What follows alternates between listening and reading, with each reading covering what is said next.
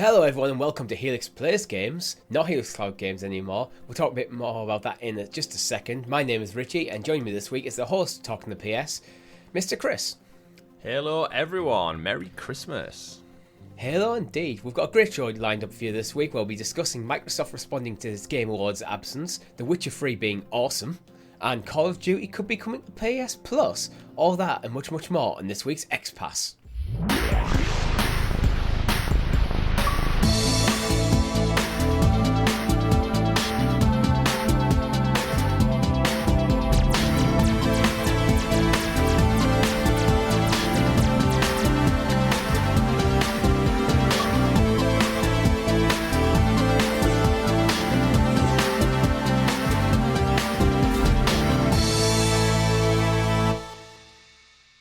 Before we get into it, I think we do need to address the channel name change and the reasons behind that. We're not abandoning cloud gaming. We've talked about it as a change, but it's more really just a tweak to the branding a bit.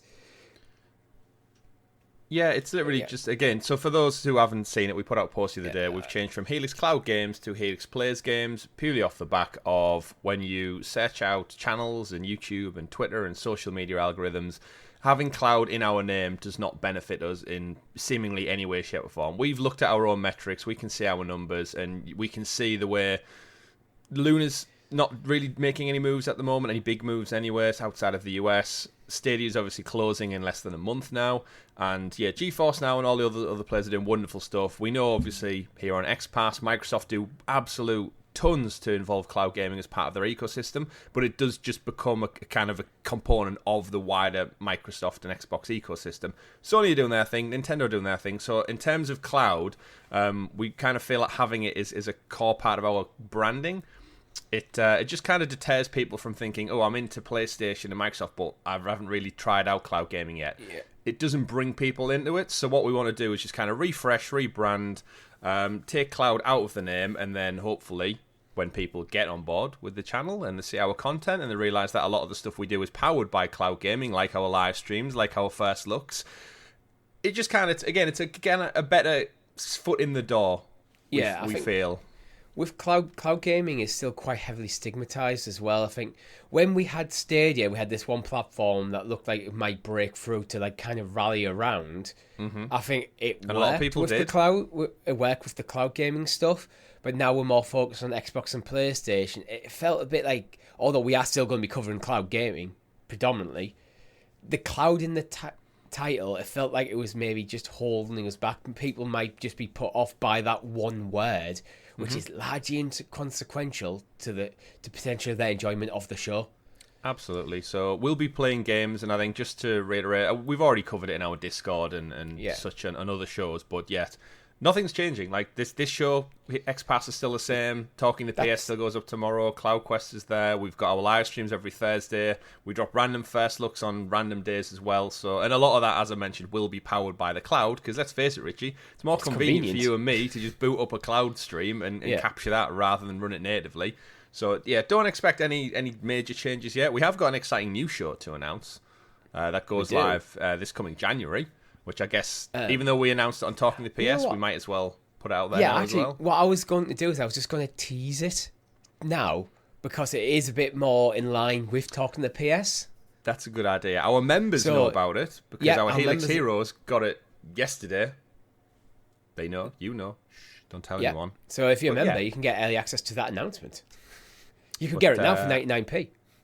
You can, from as little as 99p. But it's something a bit different for us. I think you're going to like it. We're really looking forward to it. That'll be something that's kicking off in the new year. And tune in for Talking to PS tomorrow.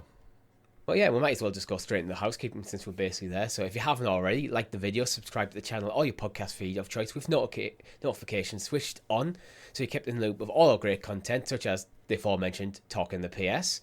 We also have CloudQuest. Again, it's not going anywhere. Anyway, I can't remember what we're talking about. I'm not fully well at the moment, guys. I do keep like halfway through sentences to get brain fog. But yeah, we've got CloudQuest, our cloud gaming topical discussion show, our new show coming out next year, which definitely look forward to. Which is like 4 weeks away now at this point. Yeah. Less than 4 weeks away. And actually, last week, we actually dropped a lot of like Let's Play style content. You started your playthrough of The Last of Us. I did. Live, that's ongoing. I dropped a first look at Chained Echoes, and we also live streamed High on Life, which we'll be talking a bit about in just a second. Lots going on. But first, Chris, would you like to introduce us to the reason Rob actually isn't here on this particular episode as well is he got stuck through train strikes. So for anyone wondering why our other co-host also isn't here, he's been busy with work this week. He's not ill or anything like Richie, seemingly. He just got stuck due to travel infrastructure and strikes in the UK. But he's alive and well. He'll be back soon. I believe, unlike despite what we say on Talking the PS tomorrow, he is back now. He's safe. Safe and well. We're just recording these out of order. We're recording these a day apart, that's all. And time is a flat circle. And so Richie may seem better today, but worse tomorrow. Yes. That's how it goes sometimes. I'm going to seem even worse on Friday at CloudQuest. Absolutely. Oh, yeah, another week. Yeah, I had a bit of a rocky one on CloudQuest. But I think what you want me to introduce, really, Richie, is the excellently exuberant, excavated Xbox expose, a.k.a. the news. As always, high-pitched news. The news. Yeah. As always, our news is brought to you by our Helix Heroes, which I've already mentioned. You can join for as little as 99p, such as MJ Parks did. Thank you very much for coming back. Love you. So, first news item, High on Life first impressions. So we've played it. We have, yeah. First looks up on the channel. We played it this past Thursday using the power of Xbox Cloud Gaming. Like I said, we would. Yeah. And, my first impressions, I kind of tempered my expectations a little bit. The early reviews were coming out were kind of 7s. Some places give them 8. Some places gave it really low scores. And I think a lot of that boils down to the comedy styling of it. We knew going into it, it was Justin Roiland, creator of Rick and Morty, Solar Opposites. And his comedy can sometimes be quite polarizing, as most comedy can be. So the way I approached it is I'm a fan of Rick and Morty, so from the trailers and the clips we saw from the Summer Games Fest and the Xbox Showcase, that I kind of had a feeling I was going to enjoy this anyway.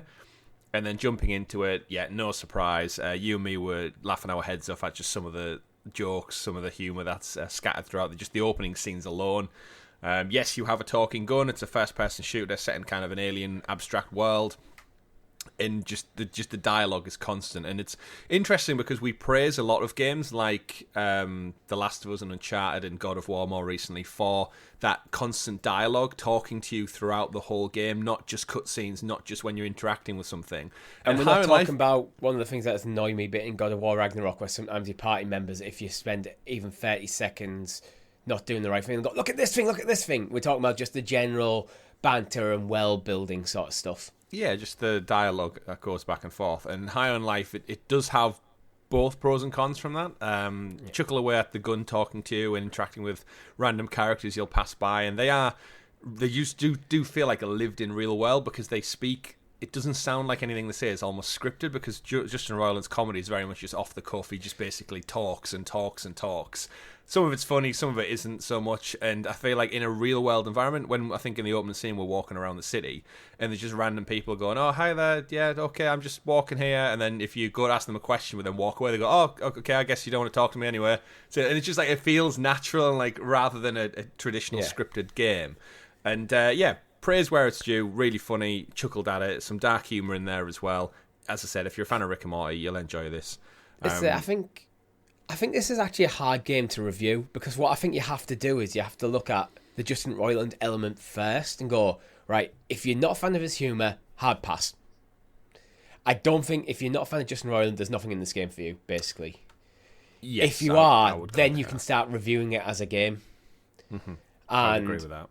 When it comes to gameplay, from what, I mean, you were on the sticks, so I don't know in terms of how the game felt to play, but it kind of looked like generic shooter. Like it was, yeah. The comedy adds a lot too, but the shooting, I think about probably just short of an hour into it, I said to you the shooting feels a bit basic, like strafe left, strafe right. You do get some upgrades further in the game as it progresses, but you're already gagging for a new weapon early on in the stream. Yeah, it doesn't, obviously it doesn't fit in the same line as we'd expect from like Call of Duty Battlefield. No. It doesn't have that fluent movement as you'd expect with like a pistol or a gun.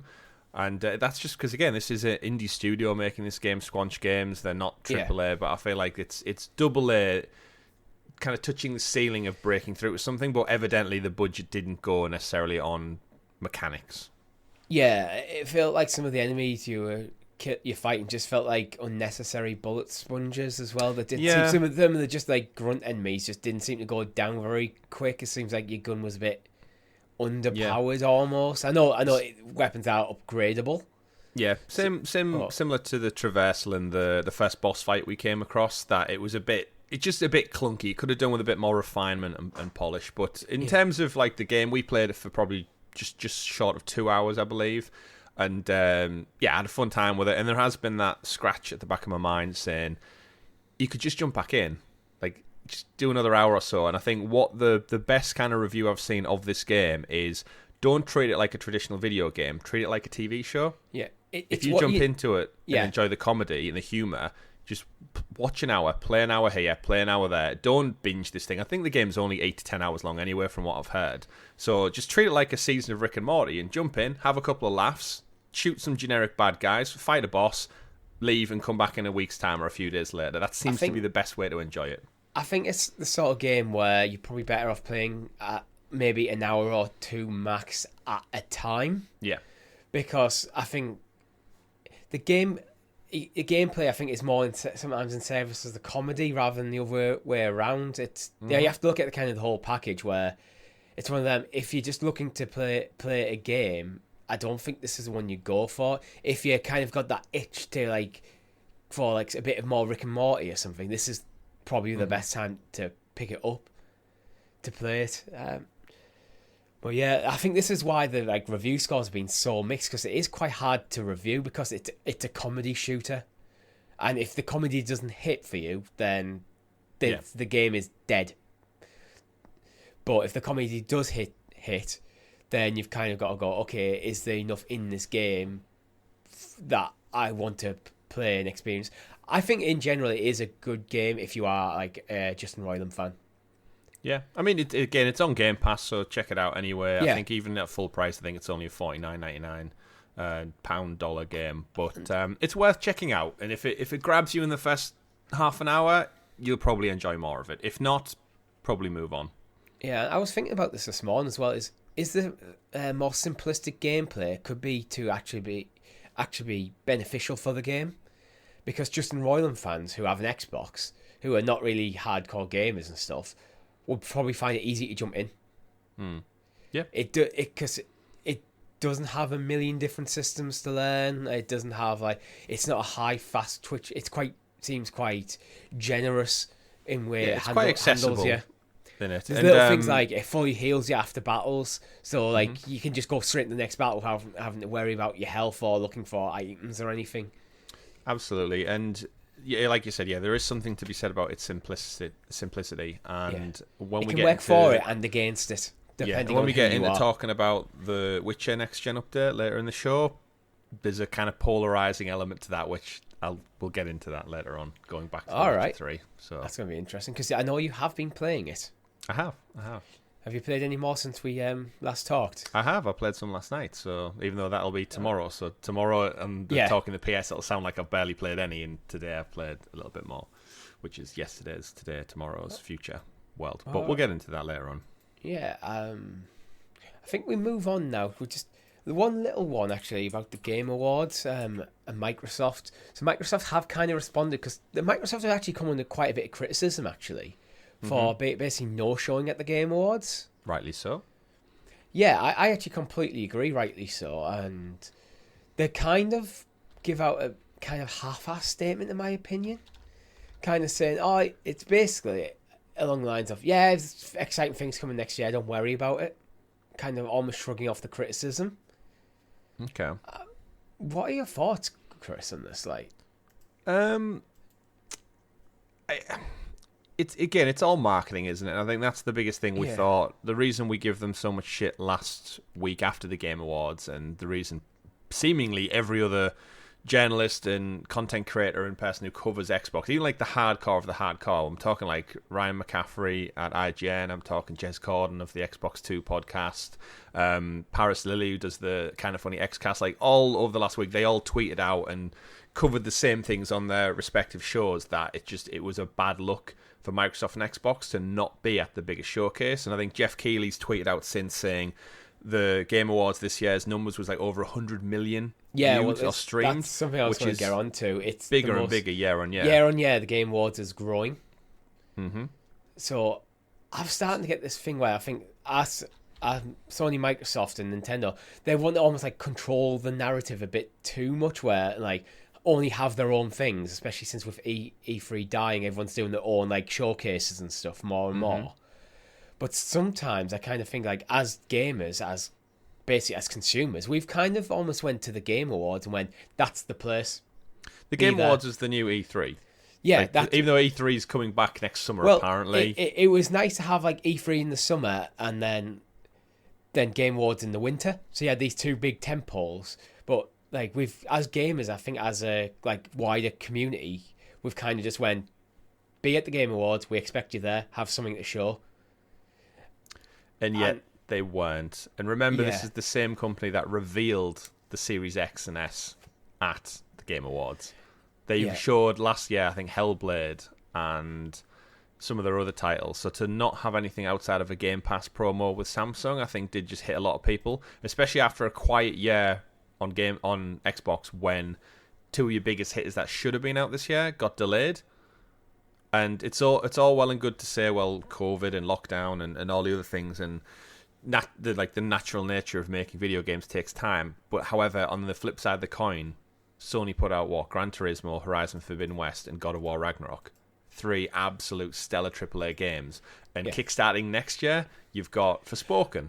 And then we go into, apparently next year, Spider-Man 2, which tomorrow on Talking the Piece, we talk about Spider-Man 2 coming next fall. It's just kind of like everyone's just sat going. You've got a lot of Final Fantasy coming. I mean, we didn't talk about it and talk the PS. You've got the Pixel remasters are coming over at PlayStation. Yeah. You've got Final Fantasy 16. You've got Final Fantasy 7 Rebirth. Crisis Core's just dropped. It seems like there's a lot of stuff going on the other side of the fence, and I think that's what creates frustration. And I think the biggest crux for Microsoft, which has been their problem, is they announced at the showcase last year that they showed the next 12 months of Xbox, and Starfield and Redfall, albeit they got delayed, they were in that 12-month window, which means up until the 1st of June, Starfield and Redfall should come out by Phil Spencer and Microsoft's marketing department, by what they said and what they posted. So it seems odd that you would go into a massive global showcase with an audience of over 100 million, all eyes on the industry. Phil Spencer himself was present at the awards, and not bring like just a trailer or a date or a month or just anything.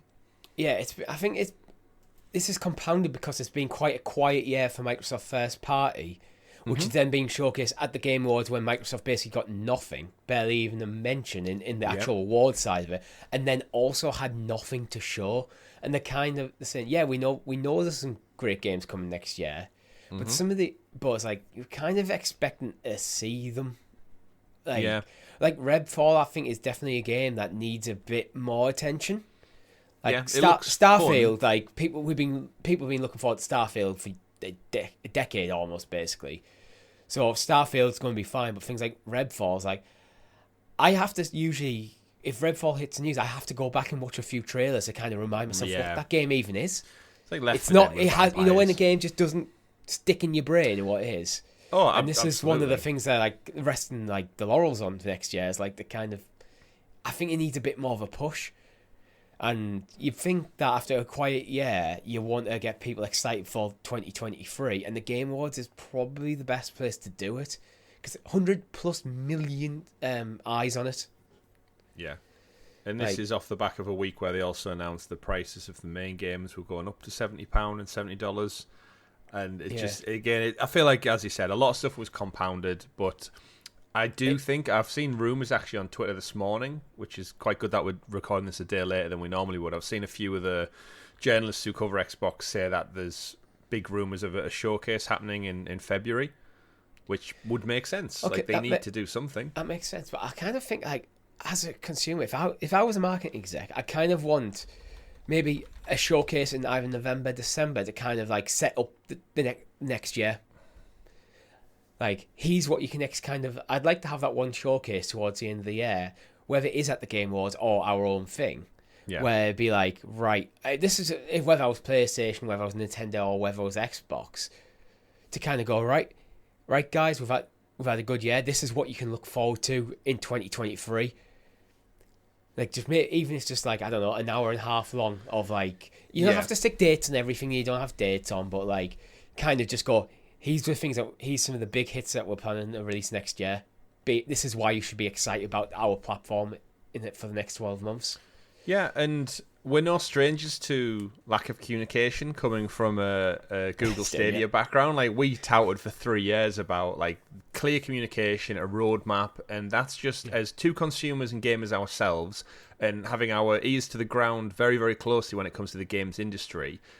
We all, I think, as a community, we want to know what's next. Like, we're always the type of people who are at the cutting edge of technology, high investment purchases. Like, we're the type of idiots who go out and buy VR day one when it costs 550 quid. We're the type of people who buy a Pro controller for 200 quid because it's got extra paddle sticks. We're the type of people who buy a video game for £70 day one, knowing fine well if we just held patience for 3-4 months, we could get it for 20 quid. But we don't do that because we're enthusiastic about new shiny things and it's telling us what's to us. It's worth the money. Yeah, but I kind of think November is probably the best time for me to put a showcase to show what's coming in the next year, because around about November time, that's when people are starting the Christmas shopping. Mm-hmm. So that's when consoles might be getting bought. So if you want to get little Timmy, if Timmy's after a new console and he's on the fence, if you turn around and just drop a load of news in November about, say, if Xbox dropped a load of news in November, you're showcasing to little Timmy why he should be excited by Xbox and not PlayStation. Yeah. So then little Timmy goes to Mum and Dad, I want an Xbox for Christmas. Yeah. And I think this goes back to maybe Microsoft and Xbox's marketing campaign for this Christmas. I feel like the budget that would have went maybe to the Game Awards was spent on absorbing the cost of a £50, $50 saving on the Series S, because the marketing for cheap Series S bundles has ramped up non-stop since Black Friday. You can pick up like a Series S for less than 200 quid in the UK, and that cost has to go somewhere. I have heard some stuff that at Microsoft, because the Activision Blizzard King deal has kind of consumed everything that's going on at Xbox at the moment, and even like going further into Microsoft as a whole. So it's like almost like all hands on deck to get this over the line thing. Yeah, but I don't feel like the marketing department has anything to do with the lawyers dealing with that. Like, let's face it, does the FCA and stuff really give a shit about a Redfall trailer? Not necessarily the marketing team. It might be the guys above them not passing down the instructions, not passing down that direction that the company goes in. So like, things are just, there's no one coming in and go, right, guys, this is what we need to do by the end of the year. But because everyone who would do that is now focused on something else. So possibly, I mean, that either way, it's not a good look on all fronts, because if the Activision deal doesn't go through, that's bad on all fronts. You've said you're making deals with Nintendo and stuff already. This is one of the most entitled complaints we can ever really have. It's like we're basically annoyed at Microsoft for not getting us excited enough about great games coming next year. But again, that's the industry they live in, right? They live in a world of hype and entertainment. This isn't crunching boring numbers on the stock market. This is like, you need to get people excited to buy into your product. Because if it was boring and dull, no one buys it, and then you go out of business. Like, not that they will, but it is bizarre. In that the marketing is actually part of the entertainment value for like those of us who are really passionate about it. Mm-hmm. Not like, I'm not talking about your average I just play games every now and again. Those who actually call themselves games, this is my primary hobby. Those like who would start a podcast on Google Stadia, for example. Like, only a fool. Like I've said on record loads of times that I think the Game Awards is effectively a 4-hour-long advertisement, and it is. Mm-hmm. But every year I get excited to watch it. It's the Super Bowl. It's like here's all the shit that you should be excited for next year. Yeah. And the Super Bowl has a lot of advertisements as well, right in the middle of the game. So. Yeah. This won't go away, and I do hope they have something lined up for the new year. And we know they will, because let's face it, they have to come out at some point. Like, that's the great thing with gaming. As much as we bemoan stuff not being shown and stuff being held behind closed doors, at some point next year, they will have to come out and talk about it, because the games are due out before June. So we will see more of it. We just, again, have to be patient. So, as rumoured, Jez Corden and stuff, journalists out there saying February time, which, again, that's only like 8 weeks away. So I just wish Microsoft's response to the criticism was a bit more than just a tweet. It's a tweet that is kind of like, it's okay, guys. I mean, I'll read it. This is from Aaron Greenberg. We have a lot planned to show and share about an incredibly exciting year ahead for 2023. Appreciate folks are eager to learn and see more. Timing is always key, but don't you worry. You will not have long to wait for what's next from us. The bit I would like to see in that tweet, rather than you won't have long to wait, is save the date, February. Something's dropping in February. We'll be talking more in this month. A little bit more focused on like when we can expect more, rather than we'll talk about it soon. Because they must have at least, if they're planning a showcase, at least in a date in mind. Yeah. I think that would make the statement just come along a bit more like, okay, yeah, guys, we know we weren't there. We probably should have maybe give you a heads up that it's going to be a quiet one from us. That's one of the things they could have done. Like, in the run-up, go, right, guys, we're not going to have a huge presence at the Game Awards because we're working on stuff to like get you excited that we're going to announce next year. The timing's not quite there yet, so... Yeah, saying anything after the fact, you'll hear more from us after Christmas. Yeah, the damage is done. It's too late trying to mop up the ashes afterwards. It's easier to get ahead of it and just set expectations. But again, I'm sure they'll learn from the mistakes, and I guarantee you, absolutely, Richie, guarantee you, they will have a big presence at next year's Game Awards, because they won't want this to happen twice. Yeah. Well, they'll be hoping they'll have things like Redfall and Starfield and Game of the Year. I mean, like, we can dream. Yeah.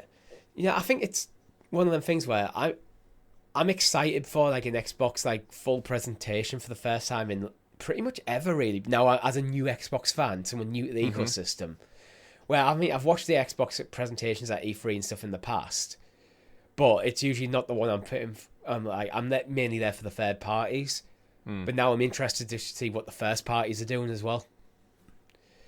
But, same. Again, I'm hyped to be part of whatever the next Halo looks like. Gears of War's been dormant for some time. Obviously, we know Fable's on the horizon. We should be getting a Forza Motorsport next year as well. So there's a lot to be excited for. There is, and that's not including like any new IP they decide to bring out. But talking about IP, 5 Criterion veterans have departed after the launch of Need for Speed Unbound. Need for Speed Unbound seemingly has came and went without so much of a gear shift. It does feel like this was a game that was rumored, had a trailer, launched, all within the space of what felt like 2 to 3 months, so very quick turnaround time. EA somehow managed to keep it fairly under wraps. Came out receiving okay praise. I've seen a lot of reviews say like actually it doesn't change the formula too much, but the art style and the kind of sharp detailed animations on it do actually make it feel a bit different and fresh. And yet I just feel like I've seen no marketing for it at all. I've not seen one advert really. I don't recall anyone talk about it. And this is Need for Speed from EA. This is like big on usually a lot of fronts. It's one of their key titles when it comes out, and yet sometimes when it comes to marketing, I kind of think we think about things when we were a kid and you'd be watching proper television all the time and you'd see billboards and stuff, where I think now marketing is a lot more targeted, because like I see most of the adverts I see come from YouTube, and I bet you're the same way. It might be you see like in the space of a week you might see 3 or 4 adverts just constantly on repeat. Google, I do not want to buy a Nest camera. Stop. You're getting Nest camera. I've got Marvel Snap to turn back up for me. Marvel It Snap. had a break, and now it's back.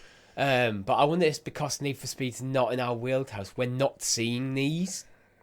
But it's like, well, but I watch a lot of gaming content, so like, you go that granular YouTube that you're just showing me the one thing you think I'd like, rather than going, you know what, he likes gaming, maybe he'll like this.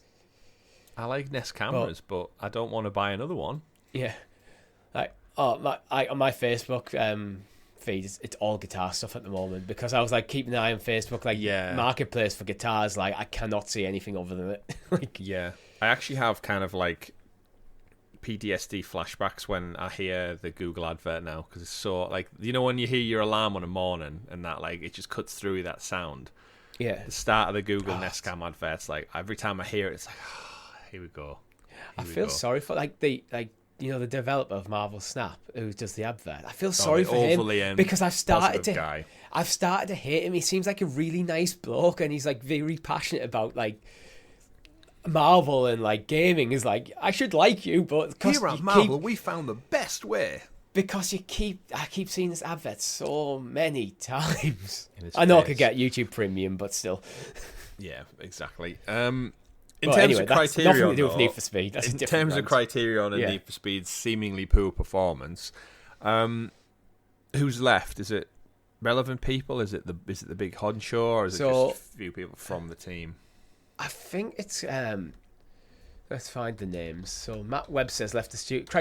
Criterion's vice president and general manager Matt Webster's left the studio after 23 years as head of the studio development, and 17-year Criterion veteran Alan McDermott.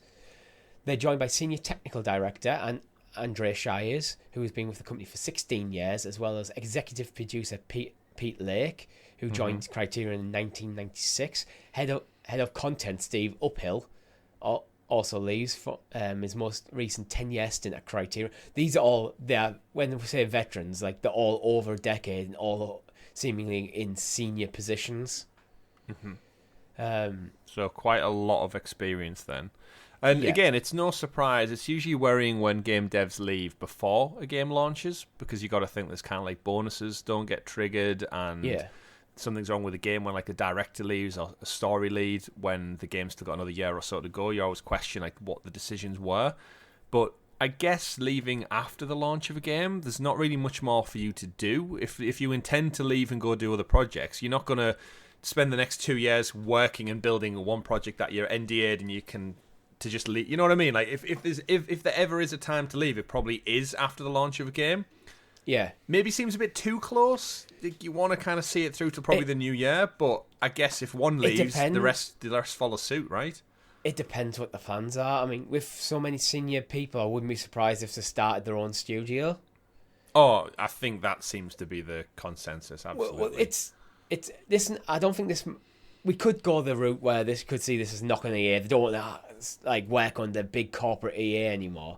But sometimes we've seen it in loads of places where it's just a case of, you know, I've done the big studio thing. I now want to go back to kind of almost grassroots, go back to like setting up the studio as well. And you tend to find in a lot of careers, the longer you're there, the more you get promoted, the further you get away from the thing that got you into that career in the first place. Yeah. So it might be a case of a bunch of these guys actually want to go back to making games rather than directing teams and stuff. So, and they want to go back to a smaller, close-knit thing. You don't know. They haven't announced what they're doing. Absolutely. And it might just be because it's like the end of the year as well. It's like, well, the game's come out. It's kind of fallen out the news a bit. It was a bit more of a subdued launch, but apparently it's done okay. Looking at the UK sales, not that the UK sales charts obviously the world, but you can generally get an idea, and you can track physical box sales. Top 10s: 1 God of War, 2 FIFA 23, 3 Call of Duty Modern Warfare, 4 Pokemon Violet, 5 Mario Kart 8 Deluxe hanging in there, 6 Nintendo Sports Resort, 7 Pokemon Scarlet, 8 Sonic Frontiers, 9 Animal Crossing, and number 10 Minecraft on the Nintendo Switch. So for a Christmas week, for a Need for Speed game not to be in the top 10, I don't know how much I trust box sales. I think it still gives you a general idea. It's a loose thing, and I think Need for Speed has become a bit more. It's not a temple of the gaming industry anymore. It's more of a niche. It's a cult classic nowadays, I'd say. But should it be beaten by games that have been out for 7 or 8 years now, like Mario Kart? Mario Kart beats everything. There's a few exceptions that break the rule. Mario Kart and GTA 5. Like, you have to just ignore them when you're looking at these numbers because they're just ridiculous. Like, Pokemon's always going to do well. God of War both versions. Yeah. I mean, always. Imagine if, with Pokemon, like you get 2 iterations every year. Could you imagine if any other franchise did that? Could you imagine if there was a God of War Ragnarok and a God of War whatever, and there were 2 separate versions, and there was just subtle differences in the 2 of them? Could you imagine the uproar for Sony or Microsoft to try and implement that? As a Pokemon fan, I think this is something that can die now. Like, just bring out one version, like, especially when the last 2 games simultaneous released, but it still is two games, shouldn't have been released yet. They should have been. Oh yeah. Realistically, they needed another couple of months in the oven at least. I mean, as much as I am enjoying them, but that's a whole different thing. I'm enjoying it despite its flaws, but yeah, it's an interesting one to think how it could work. Same with I'm pretty sure there's like a rule of thumb that the colour, so like Violet and Scarlet, it's always the firsts in their naming convention that sells more. I thought it was something to do with like the more ready one always seems to sell more because red sold more. Gold, I think gold always sold more. See, but then when you're saying that, isn't it Pokemon Red and Gold? Pokemon Red and Blue, so Red's first. Pokemon Gold and Silver, Gold's first. Yeah. What was it? Sword and Shield? Sword won that one. So it's like... I went for Shield, but there's something... And Sword and Shield's like, no one wants to be the guy with the shield. You want to be the guy with the sword. Yeah, exactly. It's cooler. Especially when you look at the demographics for that game, which aren't the demographics for Need for Speed. Yeah. Need for Speed, like you said, I think it's fell from grace quite a lot as racing games have maybe become a bit more niche over time. Yeah. And we as older gamers, we've said time and time again, like racing games don't really do it for us now because we're adults, we drive our own cars. So that like magic you had maybe as a kid driving around in the car that you will maybe have in several years' time and drifting and nitrous oxide and I'm not a car guy either. I can appreciate nice cars, but I'm very happy driving my 10-year-old Fiesta.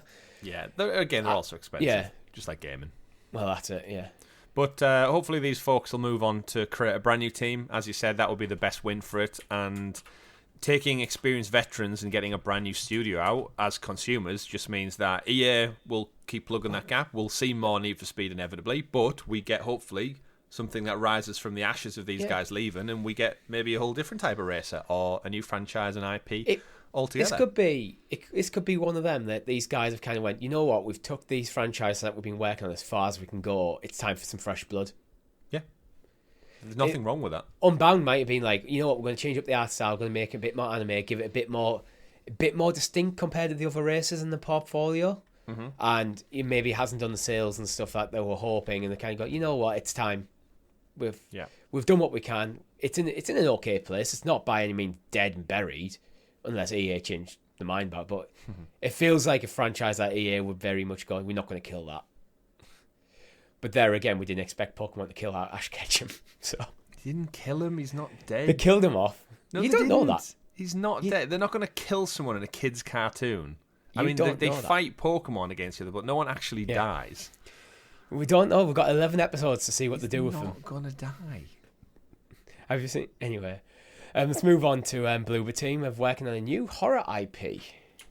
So Bloober Team are the team that have worked on games such as Layers of Fear, Observer, The Medium, and Blair Witch. They've announced a new partnership with Take-Two publishing label Private Division that'll see it create a new survival horror IP. We're not expecting it till like 2025, but any thoughts, Chris? Bloober Team, they've recently been contracted to work on the Silent Hills game, right? That was Bloober Team. I think so, yeah. They were pulled out of it. I'm not really like looking at their games list. There's nothing necessarily in there that makes me like go, ooh, these guys have got like that special something. So I don't know. Same with like Private Division. They're a developer that I keep hearing about. So I think it's like, you know how like From Software seemed to be bubbling under the surface for quite a while, and then they kind of started breaking through with like Demon Souls, and then Elden Ring just blew them out the water. I almost feel like Bloober Team mean that kind of the waiting for that one hit that's just going to launch them to the stratosphere. Yeah. So I mean, in the survival horror genre. Yeah, I don't think they've got anything special. I think Layers of Fear was like received okay. Layers of Fear 2, same, received okay. The Medium, which was kind of hyped up quite a lot, it was one of the Game Pass games last year. Didn't really set anything on fire. And then they've announced Layers of Fears, which is a terrible naming convention for their third entry in the Layers of Fear franchise. Doesn't do anything. Again, I don't know, but I say it's because it's horror maybe, but then again, I'm massively into like the RE games, and Silent Hill looks great. So to confirm, Bloober Team are the guys who are working on the Silent Hill 2 remaster. They're essentially they're doing a the RE games and Silent Hill have that IP, and IP is so important nowadays. Like, I mean, when you've got a strong IP, you're immediately getting people's interest. Is it because like you're just kind of rediscovering the genre that you might? And so like Resident Evil and Silent Hill, these are games that you've heard tons about over decades, how much they love. So like they have your interest as kind of like, if you were getting into JRPGs, you'd be immediately drawn to like a Final Fantasy. Yeah, true. And then once you're in the genre, you start looking a bit more around. Yeah. I'm also heavily influenced by like the people that I listen to and watch, and I know a lot of the podcasts I listen to, they're not overly keen on the work Bloober Team have done. They just seem to have, I don't know, they just seem to have this kind of vibe about them that they're just not, they don't cut the mustard as much as you'd want. Yeah, that's why hopefully I Silent feel Hill like is that breakout change for them. They're not quite sticking the landing, but it feels like they're almost there. They're starting to find it. Yeah, not bad games, but like. But anyway, if you're into survival horror, you won't have too long to wait. Just about 3 years. Just a show. And I mentioned you'd got to imagine a lot of their money is going towards Silent Hill because they cannot mess that up. Yeah, that's Silent Hill could be the one that like breaks and pushes them through. Yeah, Silent Hill I think could help them like Bluepoint had. Yeah. With kind of their remake games where Bluepoint were just a support team and then they worked on a couple of titles. They did the Uncharted trilogy, they did the Shadow of the Colossus remaster, and then all of a sudden it was like, oh, Sony snapped them up, and then now they're working on their own. They did Dark Souls as well. Yeah. And they had like such a good polish on those games. So if they nail it with Silent Hill 2 remake, that could possibly land them a contract for a brand new Silent Hill entry, or more importantly, this game, which we're talking about here, this new horror IP, it could be the bit like the team that brought you Silent Hill 2, and they get that kind of, like you said, renowned fame that elevates them to that next level, and the budget, more importantly. I sometimes wonder, like, you know, when you, like, to use football as an analogy, sometimes you'll see, like, a player at a team or in the league that he's clearly surpassed that level. Mm-hmm. Yeah. And you're looking at it, he looks talented, but he seems limited because football's a team game, by those that are around him. Mm-hmm. When sometimes you give him, like, he gets to a bigger team and then suddenly he explodes and, like, the world changes for him. I wonder if Bloober Team like that, like you mentioned, the Last Guardian guys, so you mentioned like Bluepoint is like, there's clearly talent, a lot of talent there, and then somebody went, what can you do with this IP? And then they just, oh my god, they exploded. Yeah. I don't know. I have this feeling with Bloober Team that there's talent there that it just hasn't quite been fully harnessed yet. Silent Hill might be, I think, the thing that really could push it. I think it could be make or break for them. Because if they nail it, then suddenly everyone's going to be paying a lot more attention to whatever the next project, which is the one they've just announcing with Private Division, will be. Mm-hmm. Indeed. Yeah. Fingers crossed for them. But they could go. They have the risk of doing the CG Project Red thing, where Witcher 3 was the thing that broke them out, elevated them, and then Cyberpunk kind of slammed them back down to reality. But they're recovering. Well, moving on, we heard a bit more about Armored Core actually this week, because it was shown at the Game Awards, and then it's From Software since come out and confirmed that they're not intentionally going to make this a Soulsborne game. Yeah, which is what we theorised, didn't we? We thought, even though they've had loads of success from the Soulsborne style with Sekiro and with Elden Ring. Yeah, I think going back to Armored Core, you've got that, pardon the pun, core audience who have played the other games, but we've not had a game in 10 years, so they have an opportunity to mix it up a bit, and I think a lot of people figured that they might lean more into their Soulsborne roots, and I actually think for From Software, it's a great opportunity now to maybe diverge a little bit and not just be known as the studio that makes the hardest shit games with cool bosses. Yeah, and take embrace the cool maybe stuff a you've different learned pivot. from making polished experiences like Elden Ring, but without like the very harsh difficulty curves or like very tight gameplay. You can maybe relax the gameplay a bit more, make it a bit more action focus, not going full arcadey, but keep that polish and like reboot a series. Because I'm glad, because it looks like they've looked back at their catalog and go, you know what, we really like this franchise. Let's give it another go. So if you're an Armored Core fan, I think this is probably good news, unless you were looking forward to like straight up Dark Souls with mechs. Yeah, which that could work as well. But it could, and I do think there might be like an element of that somewhere in the game. Yeah, because I can't see them sidestepping it entirely. However, no. Yeah, it will be interesting to see them have like a different genre to lean back into after 10 years. Yeah, interesting. We'll see. It's not really on my radar. Again, haven't played. I think outside of maybe a PS1 demo disc experience with the original, giant mechs are cool, but keep them in my Metal Gear Solid stories, I guess, rather than a story unto themselves. I've never been much of a mech guy, to be honest. The only reason I really wanted to put it in this is just to give that, because we were talking about it last week, whether or not it would be a Soulsborne game, and because we've got the confirmation, like literally Hidetaka Miyazaki has just straight up went, no, we are not making a conscious effort to try and direct it towards more Soulsborne type gameplay. And so if you are an Armored Core fan, I just think it's important to just get that clarity out there. Yeah, and I'm glad he's done it like so quickly nice after and early as well. It sets expectation for the game correctly, and I think that's always a good thing. Yeah. But moving on to Hot Wheels. Is it coming? Is it not coming to Game Pass? Because it did kind of come. I think it was supposed to come on the 15th, so a few days, just at the weekend just passed. And seemingly it showed up for some people on PC Game Pass, the Game of the Year edition, but then it started to show up on consoles finally. But now it seems like some of the content from the Game of the Year edition isn't accessible. So it just seems like a bit of an odd Game Passy glitch, similar to what we had with The Walking Dead, if you recall, where the season pass, you should have had the whole game, but people were only able to access episode 1. And then the game got fully removed from Game Pass. So it seems like, again, it's probably just a version glitch or issue. We really like Hot Wheels, though. We've played it a few times on the channel. We probably play it again in the future if it keeps getting support, seasonal support. Possibly in January, as that part of our Stadia Goodbye stream. That's in fact, true. If you're looking forward to that stream, head over to Discord. We've got a section for Stadia in there.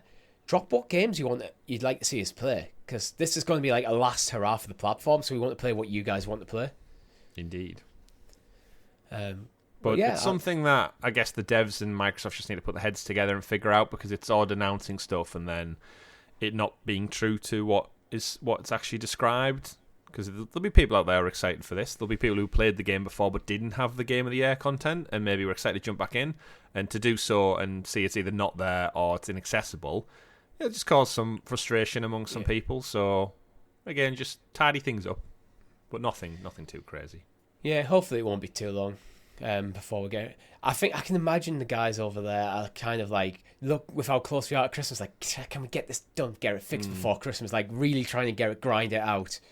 Well, yeah, I think we just have to be patient on this one. But it'd be nice to have it back in the Xbox catalog, because I think I had a feeling that if it came out a year ago on Stadia, it could have been like one of them staples for our streams where occasionally we just always seem to go back to. Yeah. But talk about going fast. Sonic Frontiers races to 2.5 million sales in its first month. Impressive. Impressive, yeah. I think this might be the fastest selling Sonic game of all time. Which is surprising, considering the game was getting some stick, I think, after some of its early previews, and the director, I think, annoyed a lot of people by coming out saying they're not going to change it. It is what it is. So there was that risk of maybe rocking the boat too much. But yeah, I think Sonic Mania was probably the best received one I remember in the last 10, 15 years in my mind and what I saw. I think that game sold over about 1 million. But yeah, this is a decent shout. It's the best Sonic game in a long, long time from what I've seen, especially a 3D Sonic game. Yeah, but that's not difficult. 3D Sonic is exactly. 2D Sonic is almost always being well received. 3D Sonic is almost universe being not well received. Mm-hmm. But yeah, with upcoming, I think there's a Netflix series that starts this month, and obviously the movies are doing surprisingly well. Sonic 2, I watched the other week, had a fun time with it. Yeah, I kind of found the concept of Sonic Frontiers a bit weird. It feels like, we're going to make Sonic open world. It feels like almost like 15 years late to the open world idea. Yeah, and again, looking at some of the clips, the thing that always put me off is it just seems like very, very empty. Yeah. But apparently that's part of the charm and the fun when you get into these little biome areas. I suppose part of it could be like, with Sonic moving so fast, you don't want to put too much stuff in there because you don't want to worry people about just missing stuff. You know, like both me and you, when it comes to open world games, we're exploring every nook and cranny. Mm-hmm. Imagine trying to do that in the Sonic game where the game wants you to blast around the map like at a high pace. Yeah, I guess it's an interesting one to tackle. I'm sure they've got like content in mind for it. Well, there's free updates announced for 2023. Oh, there you go. Then. It will include things like a photo mode, new challenges, and story content. Yeah, but well done, Sonic. Anyway, I'm a Sonic fan. I was a Sega kid originally, so it's nice to see the little Blue Blair doing well on all fronts: video games, TV shows, and movies. Any interest in watching Sonic Prime? No, I think it's on Netflix.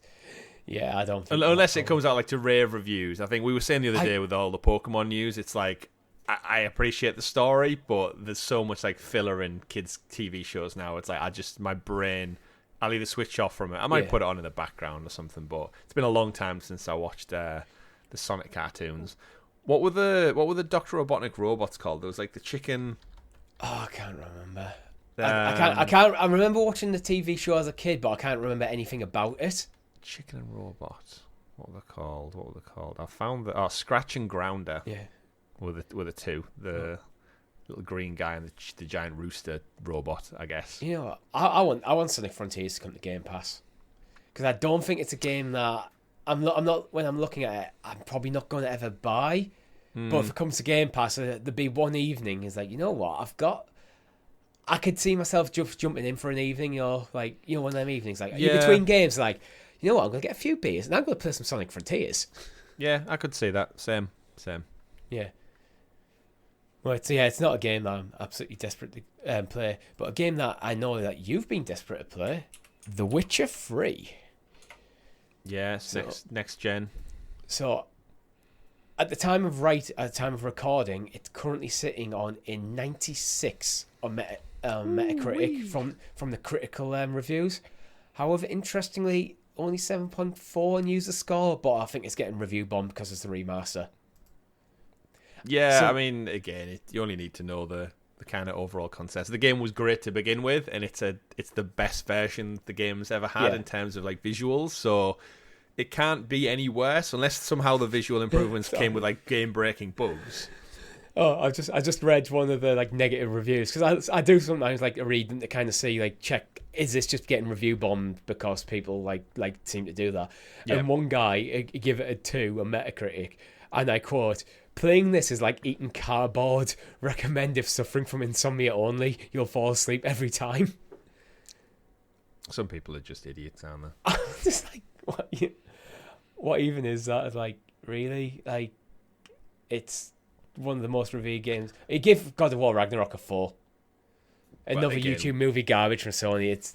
There's people who are just like that out there. We had a chuckle offline the other day about someone on the Facebook social feeds that we post to. So we don't do that much on social media outside of like Twitter and a couple of Facebook. We've pretty much give up on Reddit since the Stadia closure. But we put this week's CloudQuest. In fact, last week's CloudQuest went out into a couple of feeds.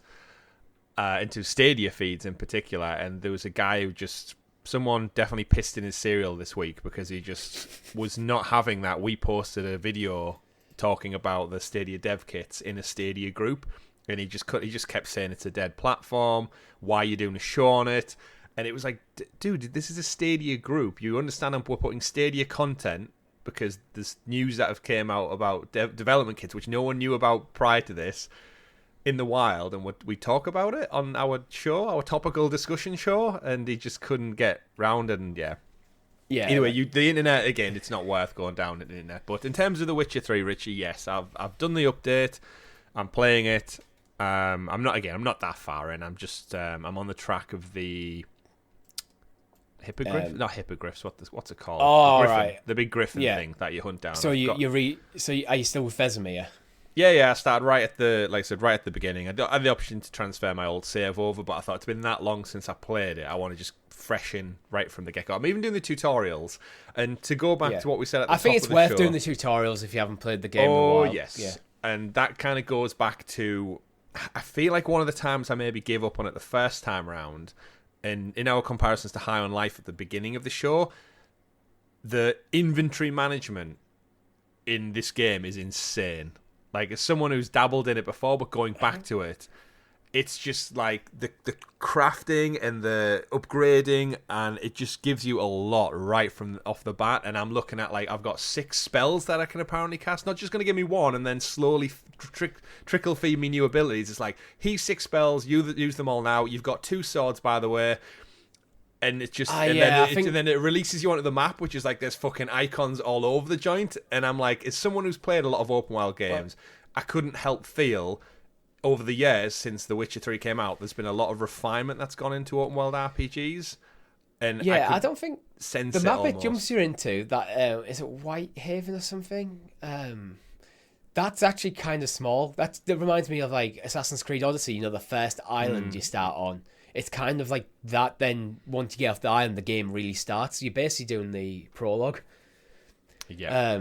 But I do get it does drop a lot of systems at you. But I think there's also part of it when the game was conceived. This is the 3rd game in the series. Yeah, I totally get that. And again, I'm not kind of criticizing the game for it. Yeah. It is the kind of core concept of the game. But then I got to the end when they introduced Gwent, and I was like, oh, here's a whole bunch of new fucking rules to learn with this whole new card game. Which I said, me and Rob on Gwent's previous shows, I think we're not that interested in digital card games. I think Rob said he was into Gwent. Was he? It was one of the two. Yeah.